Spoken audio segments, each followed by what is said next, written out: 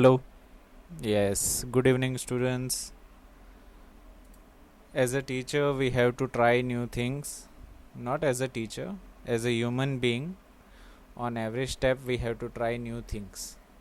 So today, I have tried something new, which I think it may be beneficial for you also, as well as for me also, for online lectures. So I think you can see me, and there is no issue regarding slideshow. Why I choose this method is because it is pretty clear, as well as you can get more things compared to the online lectures which has been taken in class. So today we are going to start our new chapter, which is unit 16, light. As we all know, light is a very interesting chapter because it is a build up of class 9 also and class 10 also. 9th में भी ये chapter है, 10th में भी ये chapter है और बहुत ही इंटरेस्टिंग चैप्टर है. So we will start with unit number 16 light. So we will. आप में से बहुत सारे बच्चे के सर 5 सेंसेस नहीं होते, 6 सेंसेस होते हैं, हमने मूवी में देखा है.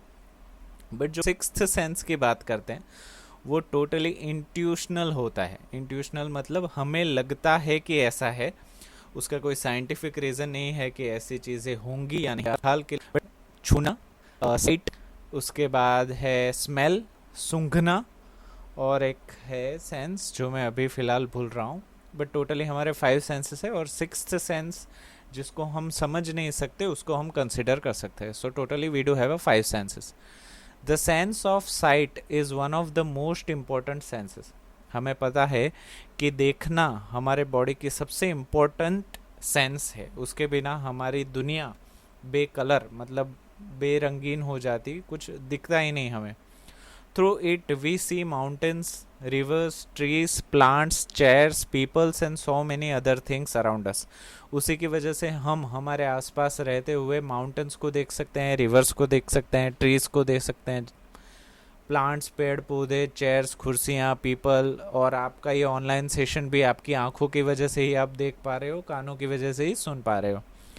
We also see clouds, rainbows, birds flying in the sky. हम ये सारी चीज़ें आकाश में, हवा में उड़ती हुई देख सकते हैं.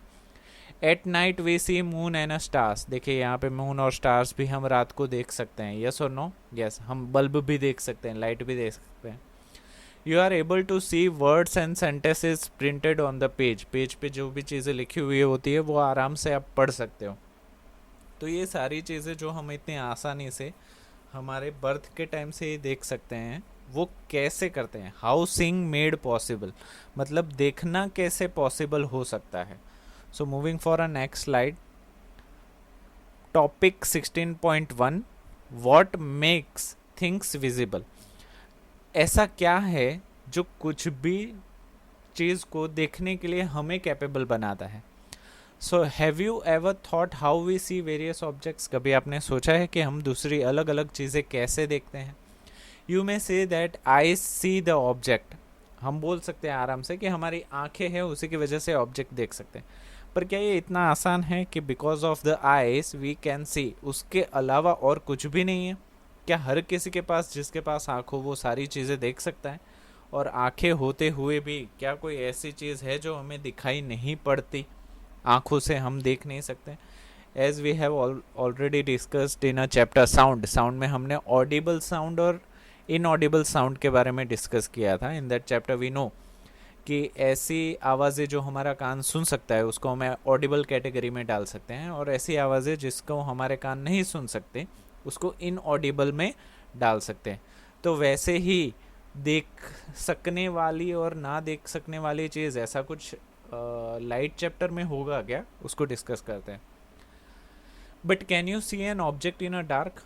देखिए क्वेश्चन आ गया, क्या आप अंधेरे में कोई भी ऑब्जेक्ट देख सकते हैं? नहीं ना. क्यों? Because it means that eyes alone can not see any object. उसका साफ मतलब ये हो गया कि सिर्फ आंखें होने से हम सब कुछ देख पाए वैसा ज़रूरी नहीं है. It is only when light from an object enters our eyes that we see the object. तो उसका मतलब ये है कि जब रोशनी किसी चीज़ से टकरा के हमारे आँखों में रिफ्लेक्ट होके अंदर आए तभी वो ऑब्जेक्ट हम देख सकते हैं। वैसे ही स्पेस में बहुत सारी चीज़ें घूमती रहती हैं, पर जिस पर रोशनी पड़ेगी सूरज की उसी चीज़ को हम देख सकते हैं, जिस पर रोशनी नहीं पड़ती उसको हम देख नहीं सकते। The light may have been emitted by the object और may have been reflected by it. तो लाइट होने के दो पॉसिबल वेज है। पहला है may have been emitted by the object, मतलब जो वो ऑब्जेक्ट है वो खुद ही लाइट बना रहा है। ऐसे ऑब्जेक्ट का एग्जांपल हम लेते हैं सूरज, जो खुद ही लाइट बना रहा है, ट्यूबलाइट, बल्ब, ऐसी चीज़ जो खुद लाइट प्रोड्यूस कर रहे हैं। तो ऐसी चीज़ों को हम आसानी से देख सकते हैं। दूसरी कौन सी चीज़ें हैं? और may have been reflected by it, या ऐसी चीज़ें जो रोशनी को रिफ्लेक्ट करते हैं, इट रिफ्लेक्ट्स लाइट। वैसी चीज़ें कौन सी है? सबसे पहले तो मैं आउटर स्पेस की बात करूँ तो मून। मून के ऊपर सन का लाइट पड़ रहा है और वो रिफ्लेक्ट होके अर्थ पे आ रहा है, और अर्थ पे खड़े हुए तुम और मैं, मेरी आंखों में जा रहा है, उसी वजह से हम मून को देख पा रहे हैं। तो मून लाइट एमिट नहीं कर रहा, वो लाइट रिफ्लेक्ट कर रहा है। यस और नो? यस।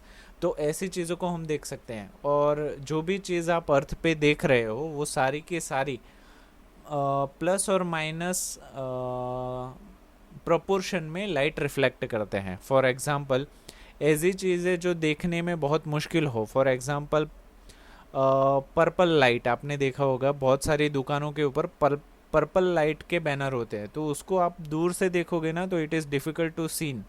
क्यों? क्योंकि वो रिफ्लेक्ट अच्छे से नहीं कर पाते। इन द सेम वे आप देखोगे कि येलो कलर बहुत दूर से दिख जाता है। आपने पीके मूवी देखी हो तो उस पीके मूवी में उसने डिस्कस किया था कि येलो कलर का हेलमेट दूर से दिख जाता है क्योंकि वो रोशनी बहुत अच्छे से रिफ्लेक्ट करता है। यस और no? Yes. So in the same way जो चीज़ें ज़्यादा अच्छे से रिफ्लेक्ट करती हैं वो आसानी से दिख जाती है, और जो रिफ्लेक्ट अच्छे से नहीं कर पाते, फॉर एग्जांपल ब्लैक कलर, तो वो देखना थोड़ा सा मुश्किल हो जाता है। You learnt in class 7 that polished or a shiny surface can act as a mirror। आप 7th स्टैंडर्ड में पढ़ चुके हो कि पॉलिश किया हुआ या शाइनी, चमकने वाली surface can also act as a mirror, वो मिरर के तरह भी काम कर सकते हैं। A mirror changes the direction of light that falls on it. आपने ये भी सीखा हुआ है कि मिरर डायरेक्शन चेंज कर सकता है। किसकी? तो कि लाइट की। लाइट अगर एक डायरेक्शन में जा रहे हो उसको आप कन्वर्ट करके दूसरी जगह पे आप उसको भेज सकते हो बाय यूजिंग मिरर। और आपने ऐसा किया भी होगा बचपन में, मे बी अभी भी आप कर रहे होंगे। आप क्या करते हो कि आपकी बाइक धूप में खड़ी हुई है और उसके ऊपर जो मिरर लगा हुआ होता है, तो बच्चे खेलने के लिए क्या करते हो, उस मिरर से रिफ्लेक्ट होने वाली लाइट अपने घर में डालते हैं या दूसरे किसी के फ्लैट में डालते हैं, शैतानी बच्चे। तो वो क्या कर रहे हैं, जाने अनजाने में लाइट को रिफ्लेक्ट कर रहे हैं। सूरज से जो रोशनी आ रही है वो रोशनी शाइनी सरफेस के ऊपर गिर रही है, मिरर के ऊपर गिर रही है, और वो रिफ्लेक्ट होके दूसरी जगह पे आप उसको पहुंचा रहे हो। तो मिरर एक बहुत अच्छे रिफ्लेक्टर की तरह भी काम कर सकता है। Can you tell which direction the light falling on a surface will be reflected? आप क्या बता सकते हो कि किस तरीके से जो सरफेस के ऊपर लाइट पड़ रही है वो रिफ्लेक्ट होगी? क्या आप उसका अंदाज़ा लगा सकते हो कि इसी डायरेक्शन में लाइट जाएगी? Let us find out. देखिए हम चलते हैं आगे। नेक्स्ट स्लाइड 16.2, टॉपिक 16.2 जो हमने क्वेश्चन लास्ट स्लाइड में पूछा उसी के आंसर के तहत 16.2 laws of reflection we will discuss. Laws of reflection क्या है? तो रिफ्लेक्ट करने के जो भी नियम है उसको हम लॉस ऑफ रिफ्लेक्शन में डालेंगे। बेसिकली 3 नियम है, बट आपके टेक्स्ट बुक में 2 ही नियमों को ज़्यादातर डिस्कस किया है क्योंकि third law is not that much important, उसका कुछ ज़्यादा वेटेज नहीं है उसके बाद भी। तो 2 laws are better for reflection. So activity 16.1 we will discuss. As we can see, हमें पता है कि हम हर चीज़ एक्टिविटी डिस्कस करने से पहले उसके फिगर देख के समझने की कोशिश करते हैं कि वो कहना क्या चाहता है। सो आप फिगर देखिए, figure 16.1, arrangement for showing reflection. ये अरेंजमेंट उन्होंने किया हुआ है। आप अगर ध्यान से देखोगे तो एक इंसान के पास कुछ लकड़ी की पट्टी है, दिस इज़ अ लकड़े की पट्टी, और उसके बीच में ना थोड़ा सा स्लॉट काटा हुआ है by using hexa blade. Hexa blade जो होता है उससे थोड़ा सा यहाँ पे कट किया हुआ है, और यहाँ पे सर्कुलर लाइट आ रही है, मतलब इसने टॉर्च पकड़ के रखी है इस लाइट के इस तरफ, और क्योंकि ये स्लॉट काटा हुआ है उस स्लॉट की वजह से उतनी ही रोशनी वहाँ से पास हो रही है, और ये पास होके इन्होंने छोटा सा मिरर यूज़ किया हुआ है यहाँ पे, और वहाँ से ये स्लॉट के थ्रू ये जो लाइट जा रही है वो मिरर में रिफ्लेक्ट होके यहाँ से वापस आ रही है। ऐसा कुछ फिगर से हमें समझ में आ रहा है। अब ऐसा ही है कि नहीं है, इसके लिए हम एक्टिविटी को पढ़ते हैं। Fix a white sheet of paper on a drawing board और अ टेबल। क्या बोल रहे हैं कि एक वाइट शीट ले लीजिए और उसको टेबल पे प्लेस कर दीजिए। Take a comb and close all its openings except one in the middle. एक कॉम्ब मतलब जिससे आप बाल संवारते हैं उसको ले लीजिए, कंघी कंघी ले लीजिए, and close all the openings except one in the middle, और उसके आजू बाजू की सारी जगह बंद कर दीजिए, और कंघी के जो दो दांत है उसके बीच में एक ही जगह रखिए उसको खाली, बाकी सभी को पैक कर दीजिए। You can use AC activity का लिंक मैं डिस्क्रिप्शन में डाल दूंगा, तो उसको भी आप देखोगे तो आपको काफ़ी चीज़ें समझ में आएगी, पर ऑलमोस्ट मुझे लगता है मैं समझाऊंगा वो तो आप समझ ही जाओगे, बट मे भी अगर समझ में नहीं आ रहा तो डिस्क्रिप्शन में एक यूट्यूब का लिंक मैं डाल दूंगा, वो आप अगर देख लोगे तो वो भी आपको समझ में आ जाएगा। You can use the strip of a black pepper for this purpose. अगर इतना कंघी को ढकना वगैरह नहीं करना है तो एक ब्लैक पेपर ले लीजिए और उसके बीच में स्लॉट कर दीजिए। Hold the comb perpendicular to the sheet of a paper. जो आपने शीट ऑफ द पेपर लिया हुआ है उससे परपेंडिकुलर उसको रख दीजिए। Throw light from a torch through the opening of the comb from the one side. इसके एक तरफ से आपको लाइट उसके ऊपर डालना है जिससे वो स्लॉट के ऊपर लाइट पड़े। With sight adjustment of the torch and the comb, you will see a ray of light along a paper on the other side of the comb. इस खाली जगह की वजह से, लाइट फेंकने की वजह से बाकी सारी जगह से तो लाइट पास होगी नहीं, जो आपने स्लॉट रखा है वहीं से लाइट पास होगी और इतनी लाइट आपको दिखेगी दूसरे साइड पे। Keep the com and a torch steady. ये चीज़ आपको खास ध्यान रखनी है क्योंकि आपके दो ही हाथ है, चार हाथ तो है नहीं, तो इसको जिससे आप ये स्लॉट पकड़ रहे हो और टॉर्च को, दोनों को स्टेडी रखना पड़ेगा, क्योंकि आपने थोड़ा सा भी हिला दिया तो ये लाइन भी हिलती जाएगी, तो आप कोशिश करें कि दोनों हाथ आपके स्टेडी रहें। Place a strip of a plain mirror in the path of the light way. ये लाइट जहाँ से जा रही है उसके रास्ते में एक रिफ्लेक्टिव मिरर, मतलब कांच जिसमें आप अपना मुंह देखते हो, उसको यूज़ करना है। ऐसा नहीं कि ट्रांसपेरेंट कांच ले लिया वरना एक्सपेरिमेंट होगा नहीं, यहाँ पे खास बोला है रिफ्लेक्शन, और रिफ्लेक्शन मिरर के थ्रू, आईने के थ्रू ही होगा। ट्रांसपेरेंट ले लिया तो आर पार चली जाएगी लाइट, तो ध्यान रखना। Place a strip of a mirror in a path of the light way, वो तो हमने कर दिया। व्हाट डू यू ऑब्जर्व, आप क्या ऑब्जर्व करते हो? तो बड़ा ही आसान है, आप ऑब्जर्व करोगे कि ये जो लाइट मिरर में टच हो रही है वो रिफ्लेक्ट करके वापस आ रही है। तो मैं इसको ना दोनों को नाम दे देता हूँ। ये लाइट जो मिरर तक जा रही है उसको मैं नाम देता हूँ इंसिडेंट। इंसिडेंट मतलब पड़ने वाली, तो इसको मैं नाम दे देता हूँ, ये जो आप देख रहे हो ना, ये उसको मैं नाम दे देता हूँ इंसिडेंट लाइट। और ये जो रिफ्लेक्ट होके वापस आ रही है, that light I will like to name as a reflected light. तो incident light and reflected light, ये दोनों मैंने नाम दे दिए। और मान लीजिए ये जो मिरर है, ये जो यहाँ पे टच होके वापस आ रहा है, यहाँ से लाइट गई, यहाँ पे टच हुई और वापस आई, तो ये और ये, इन दोनों के बीच में अगर मैं एक लाइन बनाऊँ यहाँ से लेके यहाँ, और जो इससे परपेंडिकुलर हो, तो उसको मैं बोलूँगा नॉर्मल लाइन। नॉर्मल मतलब परपेंडिकुलर, परपेंडिकुलर का दूसरा नाम ही नॉर्मल है, तो दोनों में कंफ्यूज मत होइएगा। Moving forward, so after striking the mirror, mirror को टच होने के बाद the ray of light is reflected in another direction. हमने देखा कि जैसे ही लाइट मिरर पे टच हो रही है वो रिफ्लेक्ट होके दूसरे डायरेक्शन में वापस आ रही है। So as we can see, मान लीजिए कि ये मिरर है, ये जो हैचिंग वाला पार्ट है वो मिरर है, यहाँ से हमने इंसिडेंट रे मतलब पड़ने वाली किरण हमने यहाँ से डाली। After touching the mirror it comes back as a reflected ray, reflect होके वो वापस आ रही है। और इस कांच, इस मिरर से परपेंडिकुलर जो मैं लाइन बना रहा हूँ ये नॉर्मल है। ये सारी चीज़ें इमेजिनरी है, इसको हमें ड्रॉ करना है, वरना तो आपको when you are doing an experiment you will see only 2 lines, yes और नो, सिर्फ 2 ही लाइन आपको दिखेगी, नॉर्मल नहीं दिखेगी। तो नॉर्मल है वो इमेजिनरी लाइन है that you have to draw. Normal कैसे बनाओगे? ये सरफेस और ये लाइन अगर आप इसको कंपास से मेज़र करोगे तो ये 90 डिग्री होगा। So normal is always a perpendicular to the reflected surface. जो रिफ्लेक्ट कर रहा है उस सरफेस से ऑलवेज 90 डिग्री होगा, उसीलिए उसको हम नॉर्मल कहेंगे। द लाइट रे विच strikes any surface is called incident ray. ये हमने डिस्कस कर दिया कि ऐसी कोई भी किरण जो इंसिडेंट पड़ रही है, गिर रही है, उसको हम इंसिडेंट रे बोलेंगे। द रे comes back from the surface after reflection. जो किरण जो सरफेस से रिफ्लेक्ट होके वापस आ रही है उसको हम रिफ्लेक्टेड रे बोलेंगे। A ray of light is an idealization. A ray of light मतलब लाइट का हो गया प्रकाश, रे का मतलब हो गया किरण।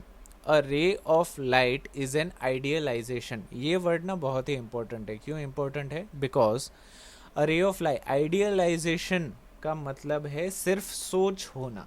सोच होना मतलब बहुत सारी रोशनी हो, उसमें से आप एक किरण अलग नहीं कर सकते, क्योंकि वो it is a bunch. Light का एक किरण अलग करना वो हाइपोथेटिकल सिचुएशन है, ऐसा कुछ भी हो नहीं सकता। पर क्योंकि हमें यहाँ पे एक ही किरण दिखाना है, क्योंकि आपने 10-12 किरण दिखाए तो 10-12 किरण रिफ्लेक्ट भी करने पड़ेंगे, तो वो एज अ स्टूडेंट बहुत ही मुश्किल हो जाता है। सो फॉर स्टूडेंट आइडियलाइजेशन मतलब मान लेना, सपोज करना, इमेजिन करना, यही वर्ड, यही मतलब है इस आइडियलाइजेशन का। मतलब एक किरण होता नहीं है, एक किरण को हम अलग नहीं कर सकते बहुत सारी लाइट में से, पर फिर भी क्योंकि हमें इसको ग्राफिकली दिखाना है, डेमोन्स्ट्रेट करना है, वी कैन से कि एक इंसिडेंट रे और रिफ्लेक्टेड रे, रे देख रहे हो, रेस नहीं लिखा, किरणें नहीं लिखी, सिर्फ एक किरण की बात कर रहे हैं, और एक किरण कभी भी अलग हो नहीं सकता, इसीलिए ये पूरी सिचुएशन आइडियलाइजेशन है। So in reality we have a narrow beam of light, जबकि हकीकत में हमारे पास एक पूरा बीम होता है। ऐसी इंसिडेंट रे एक नहीं होती, 1000 से 2000 होती है। वो उसको 1000 से 2000 रे जब मिल जाती है एक ही डायरेक्शन वाली, तो उसको हम बोलेंगे नैरो बीम ऑफ लाइट, मतलब पतली सी लाइन, जैसे लेज़र लाइट होती है उसको हम क्या बोलेंगे? Narrow beam of light. Beam मतलब एक सिलेंडर के तरह आप उसको इमेजिन कर सकते हो, which is made up of several rays, जो बहुत सारी किरणों से जुड़कर बनता है। For simplicity we use the term ray for a narrow beam of light. पर आसानी के लिए हम रे वर्ड यूज करते हैं नैरो बीम ऑफ लाइट के लिए, बट ये कंडीशन सच नहीं है, ये एक आइडियलाइजेशन है। मतलब आपको ये ध्यान रखना है कि एक अकेला किरण इज नॉट पॉसिबल, वो होगा तो बंच में ही होगा। मूविंग फॉरवर्ड,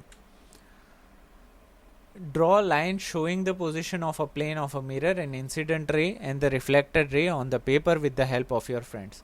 क्या करना है आपने? ये जो पूरी सी कंडीशन आपने की ना, ये आप फिगर में देख रहे हो, तो आपको क्या करना है, जब आप ये कर रहे हो ना, तभी ये जो लाइट है वहाँ पे with the use of pen, pen का यूज़ करके ऐसे ना डॉट डॉट डॉट बना देना है, और इन द सेम वे यहाँ पे भी डॉट डॉट डॉट बना देना है। और जब आप ये लाइट बंद कर दोगे तो आपके पास इतनी चीज़ें होगी। It is a incident ray जो आपने अभी बनाया, और ये रिफ्लेक्टेड रे। अभी ये चीज़ बन गई, ये ग्लास का भी आपने बना दिया, हैचिंग भी आपने कर दी। उसके बाद ये आप देख रहे हो सेट स्क्वायर, ये 30-60 सेट स्क्वायर है। यहाँ पे 30 डिग्री है, यहाँ पे 60 डिग्री है। 30 + 60, तो आपको पता है ट्राइंगल के तीनों सम 180 होते हैं, तो ये 30 हो गया, ये 60 हो गया। सो 60 + 30 इज 90, 180 - 90, तो ये डायरेक्टली 90 डिग्री हो गया। यस और no? So when you are tracing a line from this point, ये ऑटोमेटिकली परपेंडिकुलर हो जाएगा। तो आपको ना वो अगर आपके पास कंपास नहीं भी है तो भी आप इसको ट्रेस कर पाओगे, which is a normal of a line, मतलब ये परपेंडिकुलर लाइन ऑटोमेटिकली हो जाएगी। Incident reflected with the help of your friends. Remove the mirror and the comb, वो सारा सेटअप आप निकाल लो. Draw a line making an angle of 90 degree to the line. अभी 90 डिग्री वाला लाइन आप ट्रेस कर लो. Representing the mirror at the point where the incident ray strikes the mirror. ये पॉइंट जहाँ से रिफ्लेक्ट होके वापस आ रहा है उसको भी आप डिनोट कर दीजिए, इंडिकेट कर दीजिए. This line is known as the normal of a reflecting surface at that point. ये लाइन जिसको हम क्या बोलेंगे, नॉर्मल बोलेंगे to the reflecting surface of the point. इस पॉइंट से ये लाइन नॉर्मल है, वैसा हम बोल सकते हैं. The angle between the normal and the incident रे is called angle of incidence. यहाँ पे ये बहुत ही इंटरेस्टिंग चीज़ है.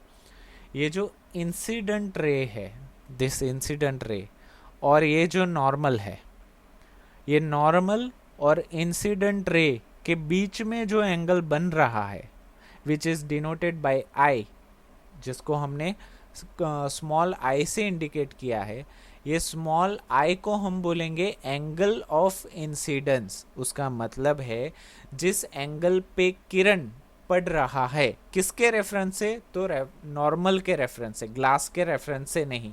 बहुत सारे बच्चे एंगल ऑफ इंसिडेंस इसको बताते हैं, but it is not a angle of incidence. ठीक है, ये एंगल ऑफ इंसिडेंस है. नॉर्मल और इंसिडेंट रे के बीच में जो एंगल बन रहा है, that angle is known as a angle of incidence.